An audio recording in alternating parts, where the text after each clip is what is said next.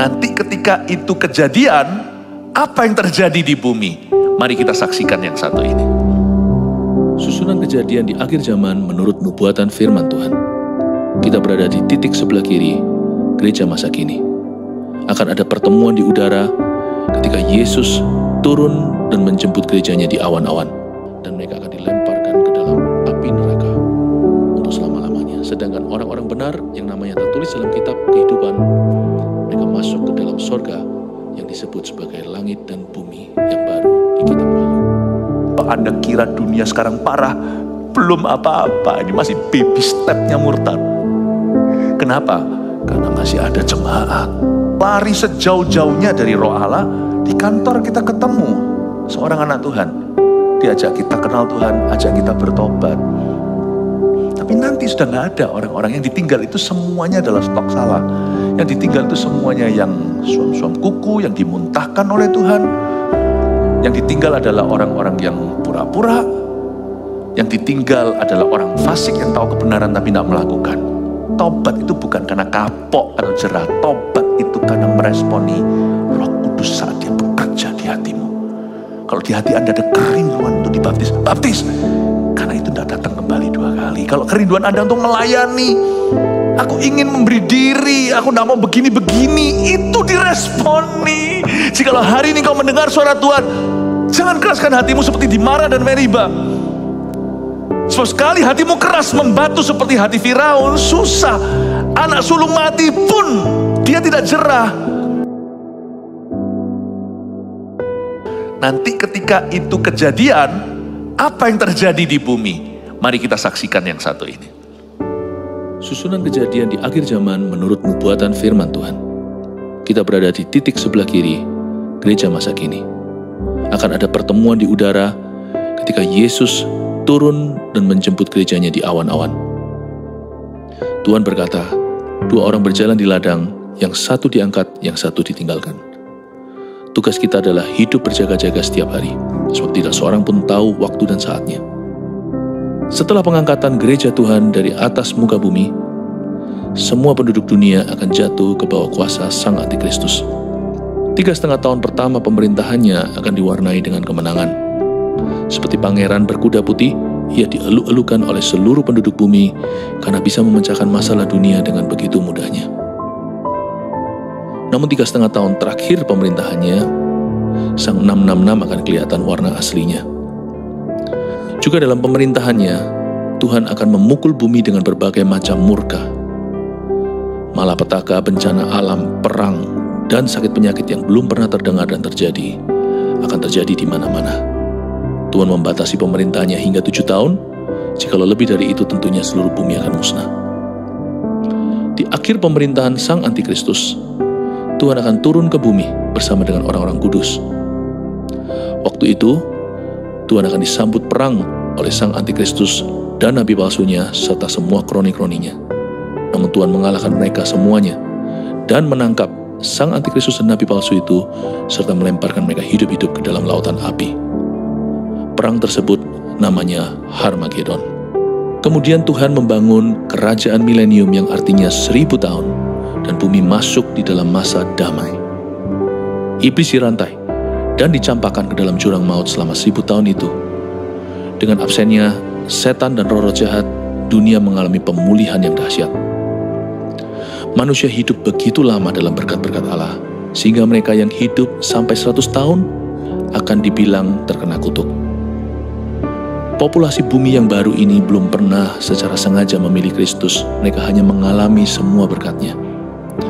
Tidak heran, di ujung kerajaan milenium itu iblis sekali lagi dilepaskan. Seperti di Taman Eden, manusia punya pilihan, namun sayangnya manusia tidak memilih Tuhan.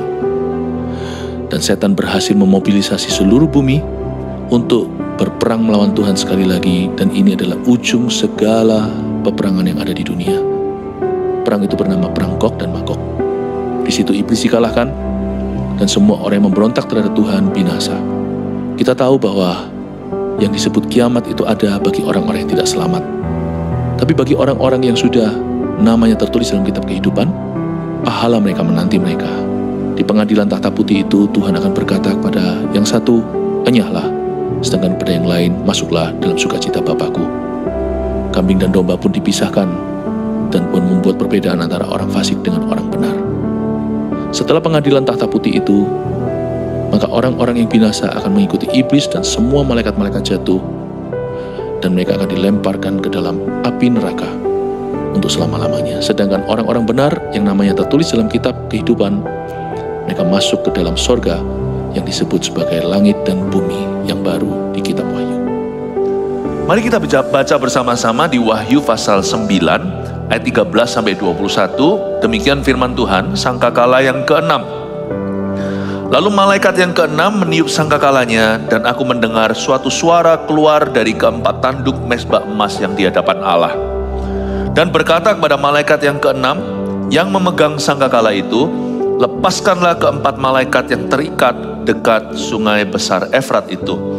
Maka dilepaskanlah keempat malaikat yang telah disiapkan bagi jam dan hari, bulan dan tahun untuk membunuh sepertiga dari umat manusia.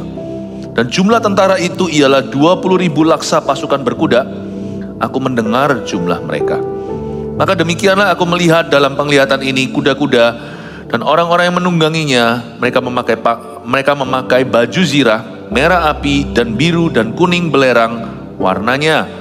Kepala kuda-kuda itu sama seperti kepala singa, dan dari mulutnya keluar api dan asap dan belerang. Oleh ketiga malapetaka ini dibunuh sepertiga dari umat manusia, yaitu oleh api dan asap dan belerang yang keluar dari mulutnya. Sebab kuasa kuda-kuda itu terdapat di dalam mulutnya dan di dalam ekornya. Sebab ekornya sama seperti ular, mereka berkepala, dan dengan kepala mereka itu mereka mendatangkan kerusakan. Tapi manusia lain yang tidak mati oleh malapetaka itu tidak juga bertobat dari perbuatan tangan mereka. Mereka tidak berhenti menyembah roh-roh jahat dan berhala-berhala dari emas dan perak, dari tembaga, batu dan kayu yang tidak dapat melihat atau mendengar atau berjalan. Dan mereka tidak bertobat daripada pembunuhan, sihir, percabulan, dan pencurian. Topik ibadah terakhir, bumi nyaris binasa di 3,5 tahun terakhir masa antikristus. Kita melompat setelah pengangkatan gereja. Begini ceritanya. 7 tahun masa antikristus, dan di pasal 9 ayat 13-21 menceritakan sebuah kejadian di akhir pemerintahan sang antikristus itu. 7 tahun itu dipenggal jadi 2. 3,5 tahun pertama itu jaya-jayanya, 3,5 tahun terakhir itu ngeri-ngerinya. Ikut Tuhan kan selalu begitu. Tuhan itu beritahu kita terus terang di depan, pikul salib sangkal diri, tapi manisnya di belakang. Ikut setan, dikasih manis-manis di depan, pahit belakangnya. Apalagi setan suka menipu. Jadi di akhir pemerintahan sang antikristus, 3,5 tahun terakhir 7 tahun pemerintahannya, jangan bingung. Bumi itu hampir bumi hangus. Untung Tuhan persingkat pemerintahannya karena orang ini jahat. Tapi juga Tuhan persingkat waktunya supaya dunia ini tidak kena 100% murka Allah karena manusia semakin bejat. Kalau Anda kira bumi ini jadi lebih baik nanti, tidak. Kita harus tahu sejarah dunia akan berakhir pada penghukuman kekal. Wahyu bicara tentang akhir zaman, tapi juga bicara tentang kehidupan kita sekarang. Prinsipnya tidak berubah. Allah selalu bersuara lewat doa umatnya. Selalu gitu. Orang yang berdoa yang dengar suara Tuhan. Udah gitu aja simpelnya. Akhir zaman ini kita butuh tuntunan. Sangat mudah kita disesatkan. Sangat mudah kita itu tidak masuk dalam rencana Allah. Apalagi dunia semakin jahat. Mau ngomong tentang kejadian-kejadian peta zaman, itu informasi belaka. Kalau kita tidak hidup di dalam kasih karunia, ada suara yang keluar dari keempat tanduk mezbah emas yang di hadapan Allah. Bangun mezbah doamu. Ini zaman akhir, this is the end times. Supaya ketika kejadian-kejadian mulai dinyatakan, ketika dunia mulai mengalami ini dan itu, Anda ngerti rencana Allah karena Anda dengar-dengaran dengan Tuhan. Ini semua kejadian di 3,5 tahun terakhir pemerintahan Sang Antikristus. Ternyata ada malaikat-malaikat yang terikat di 4 penjuru bumi, akan dilepaskan untuk membunuh 1/3 dari umat manusia. Jadi saya ambil kesimpulan dari ayat ini bahwa sebelum gereja diangkat ke sorga, masih ada gereja perjanjian baru di atas muka bumi. Sebelum event sebelum sebuah kejadian ada pengangkatan dan pertemuan dengan Tuhan di udara, masih setan-setan, tidak semua setan sudah dilepaskan. Jangan mengeluh hidupmu berat atau apa, sebab tidak ada pencobaan yang kau dan aku alami yang melebihi kekuatan kita. Alkitab berkali-kali memberikan kepada kita bocoran-bocoran halus bahwa ada banyak makhluk halus, ada banyak roh-roh jahat yang kuat.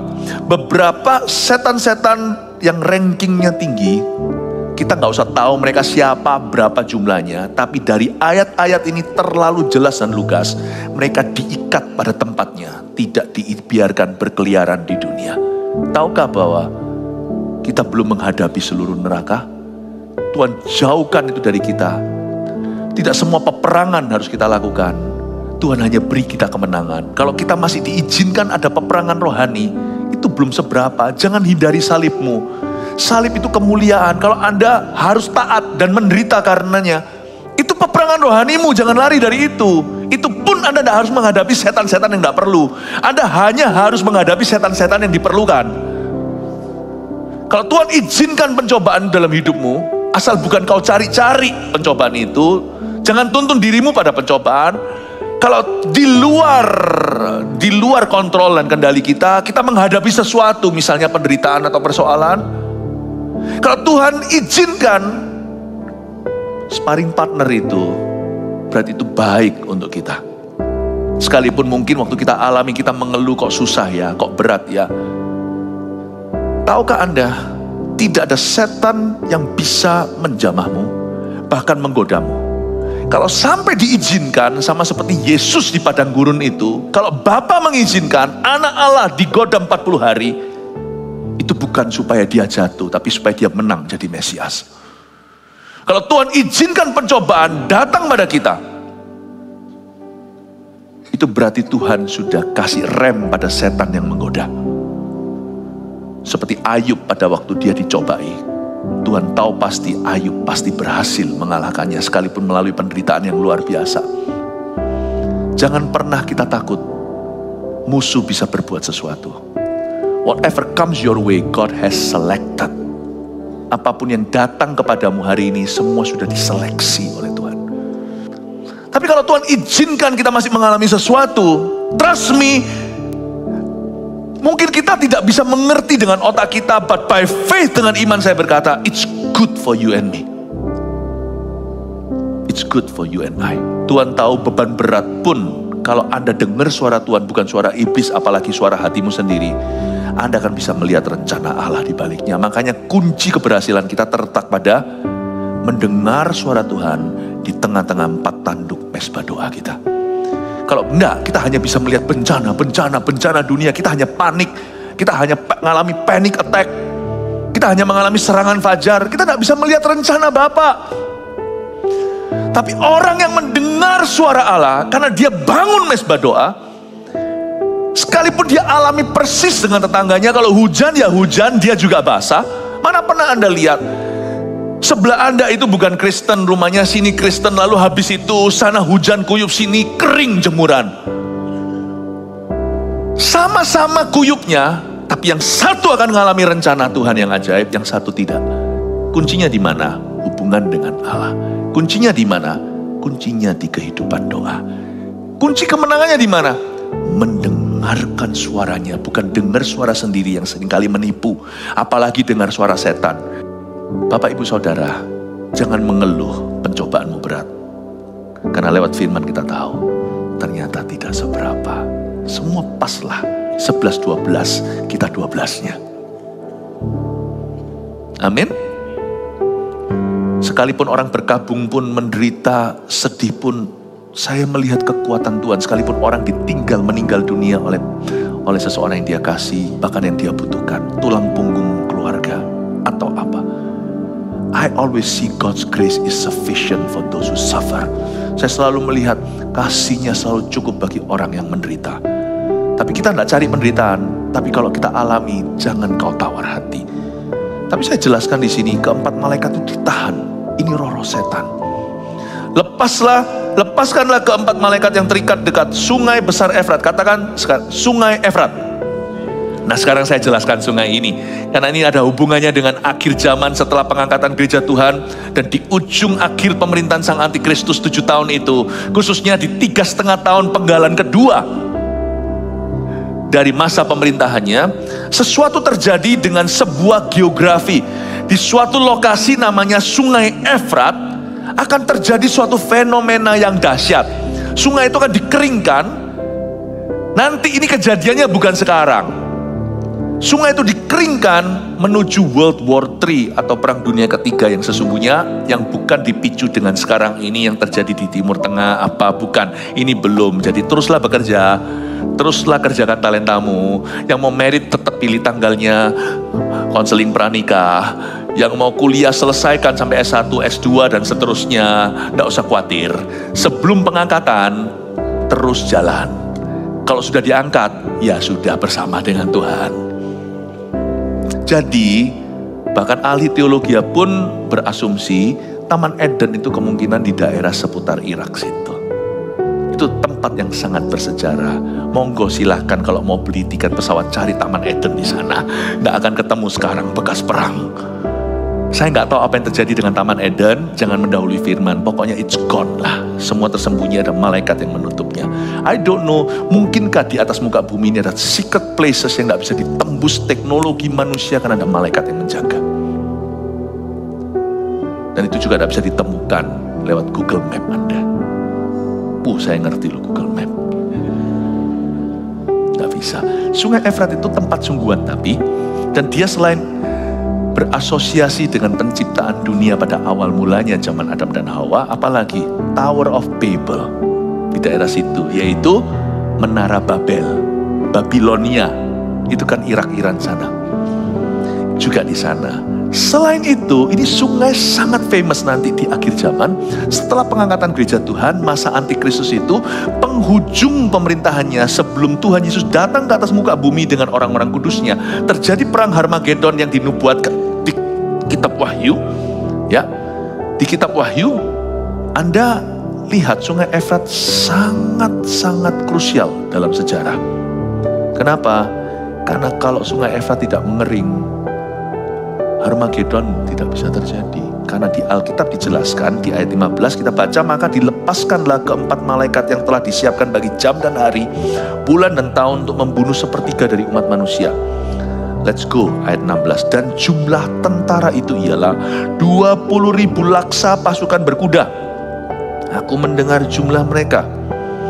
Satu laksa di sini bukan makanan Singapura. Satu laksa itu 10.000. Jadi kalau 20.000 laksa itu 200 juta. Ya, makanya Saul Daud kan dibandingkan. Saul membunuh 1.000, Daud berlaksa-laksa. Saul bunuh 1.000, Daud puluhan ribu, saudara. Satu laksa itu 10.000, 20.000 laksa itu 200 juta. Kemungkinan ada dua arti. Saya akan fair-fairan beritahu, mungkin kita bisa meleset di interpretasi. Yang pasti, ini bicara tentang jumlah roh jahat. Apakah itu figuratif atau harafiah? Apakah aslinya memang presisi 200 juta atau hanya menunjukkan kebesaran pasukan setan? Saya nggak ngomong kebesaran ini memuji kekuatan mereka. Kebesaran ini artinya begitu besar jumlahnya, begitu gede angkanya. 200 juta setan masih ditahan dari 4 penjuru bumi yang menahan 4 malaikat supaya tidak menghancurkan sebelum hari, bulan, tahun untuk membunuh sepertiga populasi dunia. Gak main-main kalau populasi dunia itu 8,1 miliar sekarang, hitung sendiri sepertiga. Tapi sudah ada musibah yang telah memotong dan memangkas. Di zaman-zaman waktu mulai antikristus bangkit, maka ada seorang pengendara yang mengikuti, itu bicara tentang tanda zaman, yaitu maut yang duduk di situ, kuda hitam, lalu di belakangnya duduk kerajaan maut. Maka bumi mati 1/4. Kalau hari ini aja kita pakai kurs sekarang 8,1 miliar, berarti potong 2 miliar. 2 miliar orang mati dalam 3,5 tahun. Bisa bayangkan baunya sedunia. Kemana tuh dikuburnya? Sesudah itu mati 1/3 lagi.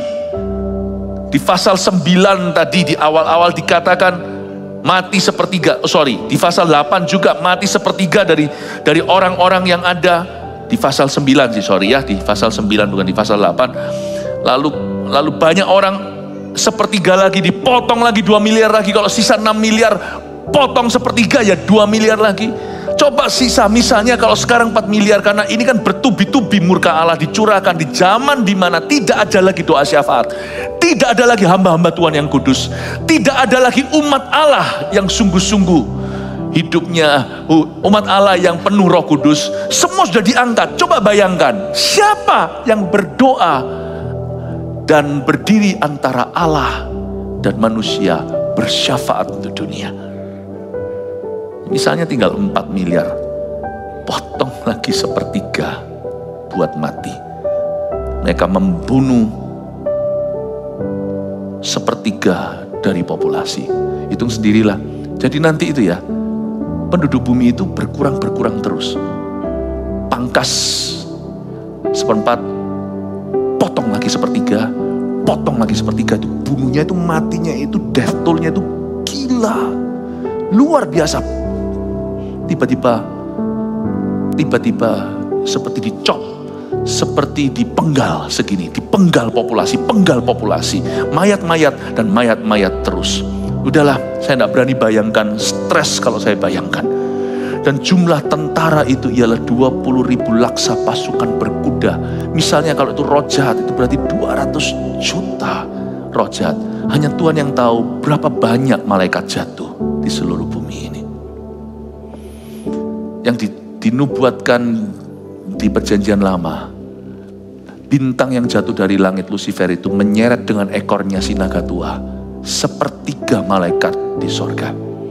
Tepatnya 1/3 dari berapa? Nobody knows. How many angels are there di luar sana? Berapa malaikat di sorga? Tidak ada yang tahu. Jangan cari tahu. Selain yang diwahyukan Alkitab, tidak perlu penasaran.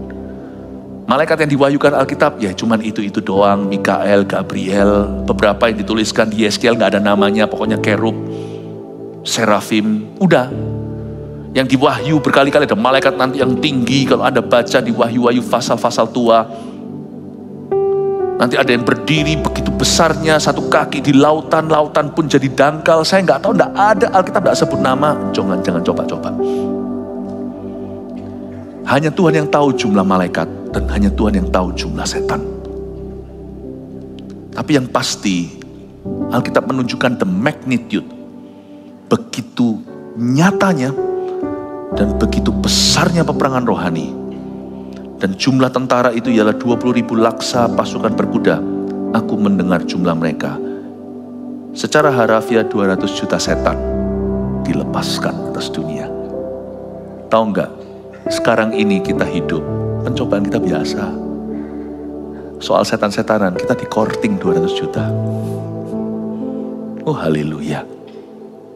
Jangan mengeluh saudara. Tapi kalau ini juga berarti manusia pasukan beneran, maksudnya orang. 200 juta itu jumlah besar. Pesawat mana yang mau angkat tentara sebanyak itu? Kapal juga. Mau kapal vesselnya Amerika itu, kapal induk perang USA, mana bisa angkat 200 juta? Siapa punya tentara sebanyak itu? Yang ini bukan secara sentral firman Allah, tapi ini interpretasi. Saya rasa tidak apa-apa kita menerjemahkan sesuatu asal kita tahu pengajaran dasarnya apa, tidak mengubah arti firman. Tapi saya sempat mikir, kalau 20.000 laksa pasukan berkuda itu kejadian sungguhan, perang-perangan, kayaknya hanya Rusia dan China yang bisa gabung tentaranya sebanyak itu untuk pergi ke Timur Tengah. Jadi kalau lihat begini ya, ini interpretasi oke. Jadi ini hanya untuk dekorasi. Prinsipnya udah jelas, saya sudah kasih tadi. Bahwa roh-roh jahat itu ditahan. Jadi pencobaan kita itu biasa-biasa saja. Dan juga berarti gereja Tuhan itu mengikat roh-roh jahat. Itu sungguhan. Dengan adanya kita belum berdoa aja.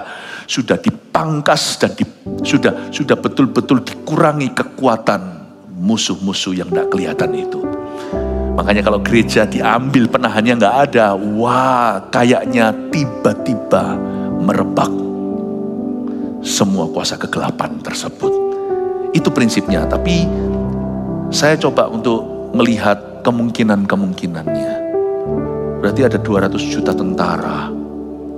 Nggak heran dunia ini ke arah nanti sebelah utara. Anda tarik Israel itu naik, utara naik ke atas itu. That's Russia and China. Dan sungai Efrat kalau kering ya gampang nyebrang lah. Itu Armageddon.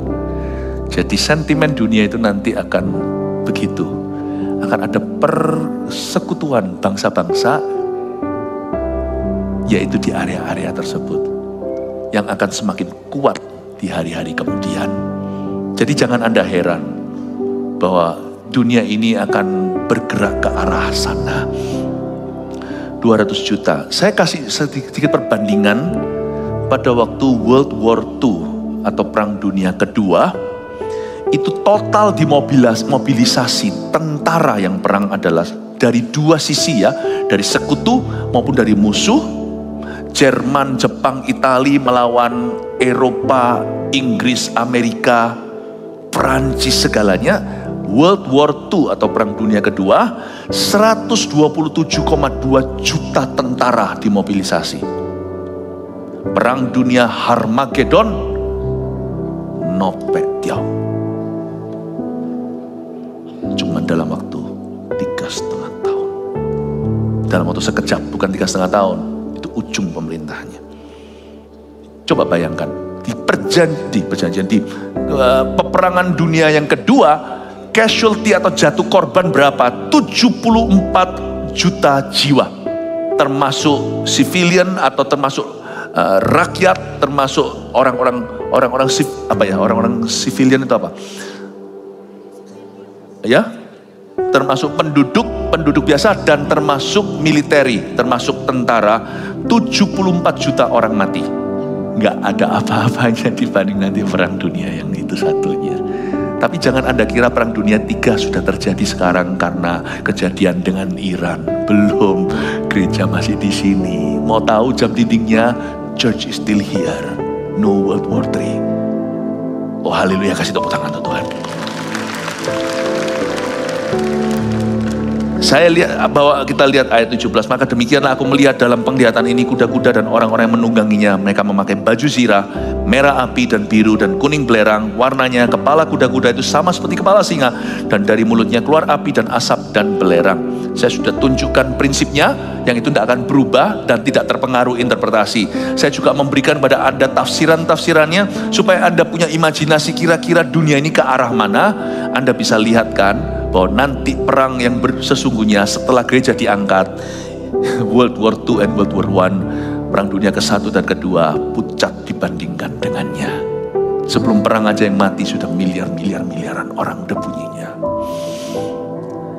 Ayat 18, oleh ketiga malapetaka ini dibunuh sepertiga dari umat manusia, hitung sendiri, yaitu oleh api dan asap dan belerang yang keluar dari mulutnya. Sebab kuasa kuda-kuda itu terdapat di dalam mulutnya dan di dalam ekornya. Sebab ekornya sama seperti ular, mereka berkepala dan dengan kepala mereka itu mereka mendatangkan kerusakan. Saya tidak perlu ulangi, di kebaktian sebelumnya saya jelaskan tentara roh jahat itu seperti apa. Bagaimana setan itu menghendaki tubuh, setan itu selalu mengingini ada badan. Tapi pokoknya intinya kalau setan sudah dilepaskan, lubang jurang maut itu anak kuncinya sudah dikasih Lucifer itu dibuka, asap itu membumbung tinggi sampai abu-abu tuh awan dan berubah menjadi belalang. Belalang itu bukan belalang hewan atau binatang, karena belalang itu ada rajanya namanya Apollyon, namanya Abaddon yang artinya torment, yang artinya menyiksa, yang artinya membunuh. Itu setan. Ini bukan belalang, bukan manusia, bukan belalang yang merupakan hama. Ini roh-roh jahat di udara. Waktu dilepaskan itu, dunia akan semakin parah. Kalau Anda kira dunia sekarang parah, belum apa-apa, ini masih baby stepnya murtad. Kenapa? Karena masih ada jemaat. Mau murtad dicari, diajak ke CG, susah, semua orang murtad. Ada yang mau pakai kuasa kegelapan, di area itu tidak mempan, karena di neighborhood tetangganya semuanya berdoa syafaat. Nggak bisa. Tapi kalau gereja sudah dicabut, wah, Tuhan memberikan anak kunci ke lubang jurang maut. Keluarlah roh jahat itu. The activity of demons zaman itu akan luar biasa. Sekarang susah. Kita mau murtad total, kita mau sungguh-sungguh memberontak sama Tuhan, mau lari sejauh-jauhnya dari roh Allah. Di kantor kita ketemu seorang anak Tuhan, diajak kita kenal Tuhan, ajak kita bertobat.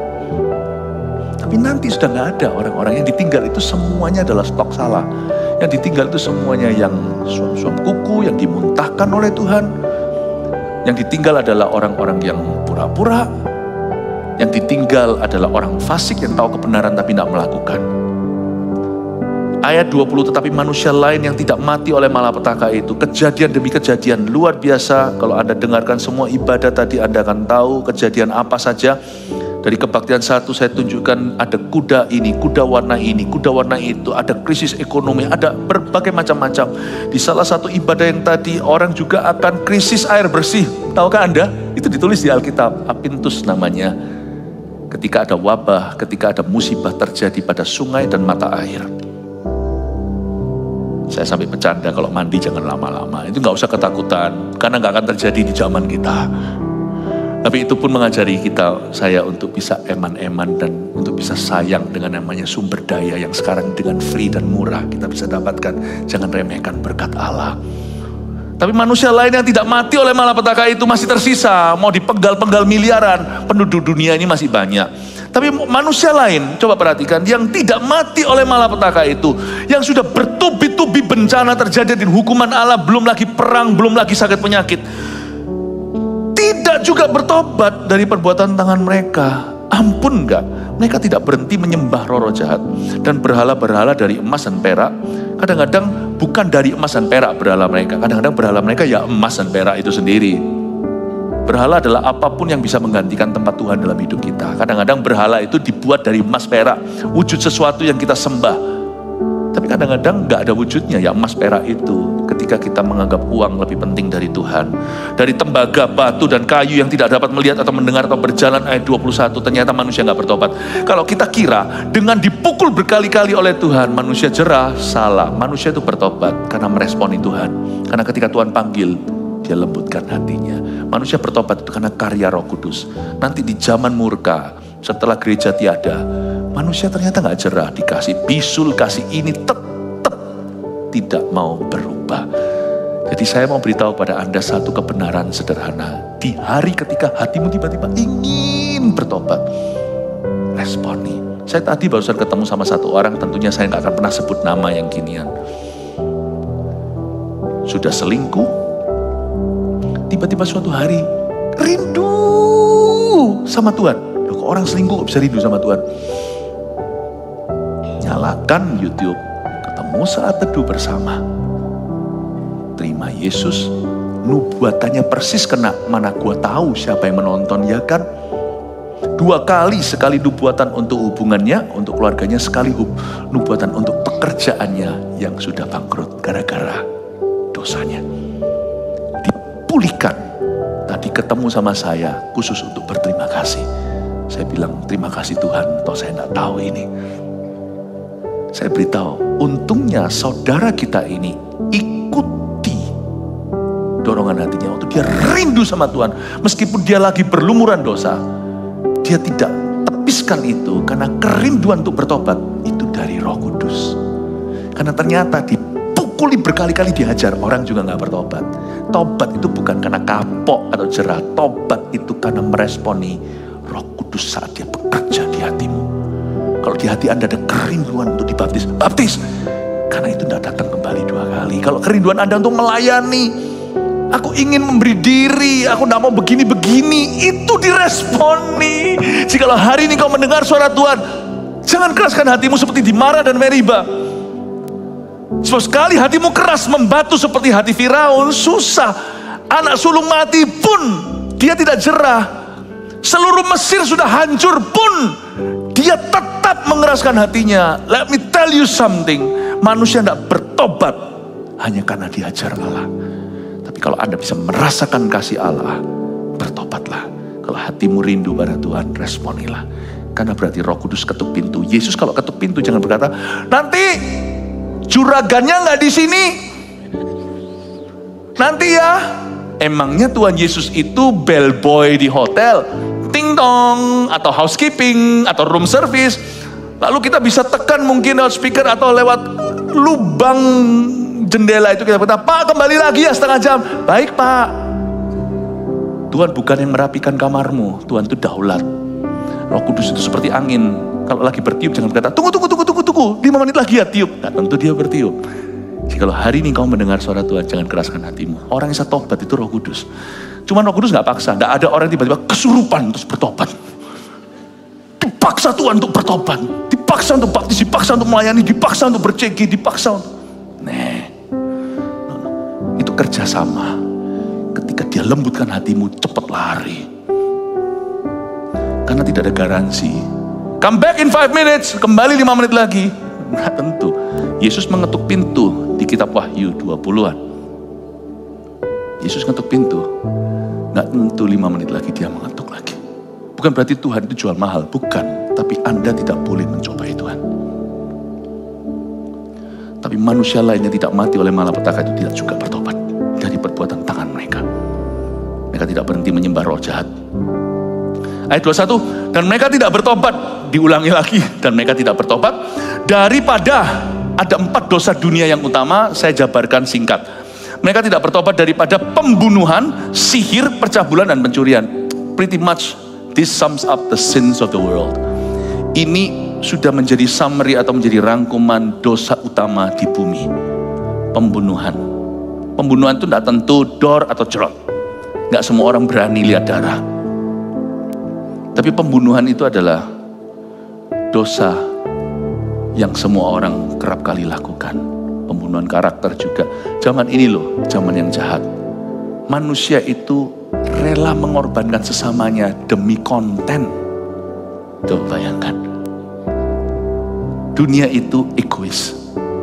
Pembunuhan itu selalu mementingkan dirinya. Dan tidak menghargai nyawa atau menghargai kehidupan orang lain. Mereka tidak bertobat daripada pembunuhan. Lalu ada kata sihir. Sihir di sini dalam bahasa Inggrisnya sorcery.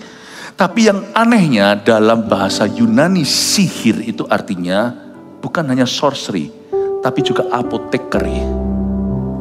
Yang orang tidak ngerti sihir di sini kiranya itu okultisme saja. Iya, tapi zaman dulu sihir yang dilakukan oleh bangsa Israel sebanyak mereka menggunakan ramu-ramuan. Jadi ini juga berbicara tentang drugs.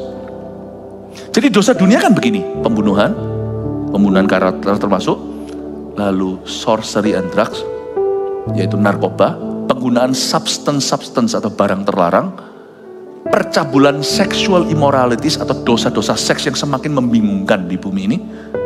Yang keempat, pencurian di situ adalah korupsi. Ini dosa dunia. Dan di sini ayat 21 Tuhan berkata, sekalipun bumiku antem berkali-kali, mereka tetap kembali ke favorit mereka. Bunuh, sihir, candu, cabul, dan curi. Dunia tidak bertobat. 3 poin saja sebagai penutupan. Saya kasih sebagai review apa yang kita pelajari. Ini prinsip bukan tafsiran. Kalau ini aplikasi dari Roh Kudus for you and me. 1, bumi ini belum binasa. Karena masih ada Tuhan yang menjaga dan menahannya. Coba ya. Kalau Anda lihat semua ini, heran aku, kok enggak bumi hangus ya? Kalau Anda baca dari pasal-pasal sebelumnya, wow, bencana alam yang enggak alami, yang enggak masuk akal terjadi, perang, belum lagi kejahatan daripada sang antikristus dan nabi palsu, semua orang kudu dibunuh, partnernya sendiri dibunuh. Ada seorang wanita yang menunggangi the beast atau menunggangi sang binatang itu.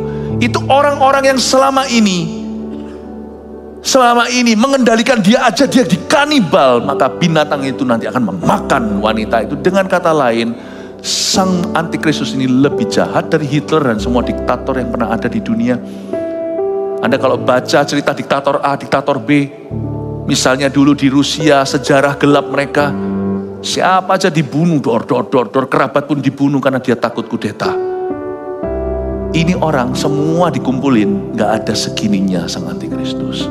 Berapa orang akan mati di tangannya. Musibah ini itu kok gak punah ya manusia ya. Dari sini saya tahu bumi ini belum binasa. Bukan hanya karena manusia atau bencana alamnya. Kalau bumi ini diserahkan ke setan, binasa semalam. Tuhan tahan di 4 penjuru itu sampai pengangkatan. Itu pun setelah itu dilepaskan pun 1/3, 2/3 diluputkan. 1/3 mati, 2/3 diluputkan. 1/4, 3/4 ditahan sama Tuhan. Dari sini saya tahu bahwa bumi ini belum mati-mati, belum hangus-hangus, belum bumi hangus, belum binasa. Karena masih ada Tuhan yang mereka siksa. Yang dikit-dikit sekarang kalau kesandung, Jesus. Allah Hollywood itu. They don't realize it's the same Jesus they crucified that's protecting them. Mereka tidak tahu bahwa Yesus yang sama yang mereka salibkan itu, nama itu yang menahan murka. Doa Yesus di kayu salib itu masih berlaku hari ini di dunia modern ini. Bapa, ampuni mereka karena mereka tidak tahu apa yang mereka perbuat. Yesus yang mereka cemoohkan, yang jadikan sumpah serapaan, jadikan maki-makian itu yang sekarang masih melindungi the very dear life in their body, yang masih melindungi nyawa yang dikandung dalam raga mereka. Termasuk orang-orang yang menghujat, termasuk mereka yang di gereja setan lah apalah. Mereka nggak tahu itu kalau bukan Tuhan, setan yang mereka sembah sudah makan mereka. Kau kira setan itu majikan yang baik seperti Yesus? Setan itu kalau kau jadikan bawahan, suruh ini pesugihan, dia akan senjata makan Tuhan. Kalau kau jadikan dia Tuhan, dia akan menjadi Tuhan yang memperbudakmu, lalu menjualmu ke Mesir dan membunuhmu. Orang-orang yang menyembah setan pun tidak tahu kalau sungguhan bukan Tuhan yang menahan. Pemuja-pemuja setan nggak dibunuh oleh setan yang mereka puja. Mereka masih bernafas meskipun menghujat Tuhan, masih punya kesempatan untuk dengar Injil meskipun mentertawakan dan menghina Injil dan menyerangnya. Mereka tidak ngerti, mereka bisa hari ini bernyawa itu masih karena Tuhan. Karena Tuhan. Bumi ini tidak binasa karena Tuhan. Orang yang sekarang bisa sembarangan, lalu kita narkoba, lalu habis itu dugem dan sebagainya, seolah-olah tidak apa-apa dan masih ketawa-ketawa. Mereka nggak sadar Tuhan yang masih nahan mereka itu hidup sampai hari ini. Kalau enggak, setan sudah pasti menuntut nyawa, sebab upah dosa ialah maut. Kalau setan bisa bawa Anda sekarang langsung binasa, dia akan bawa tidak tunggu besok.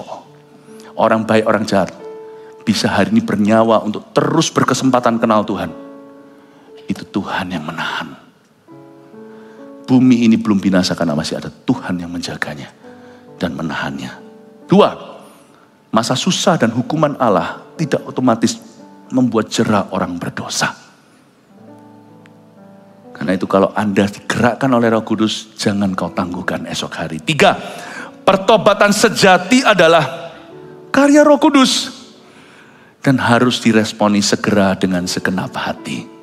Pelajaran simpel saja di penghujung kitab Wahyu hari ini.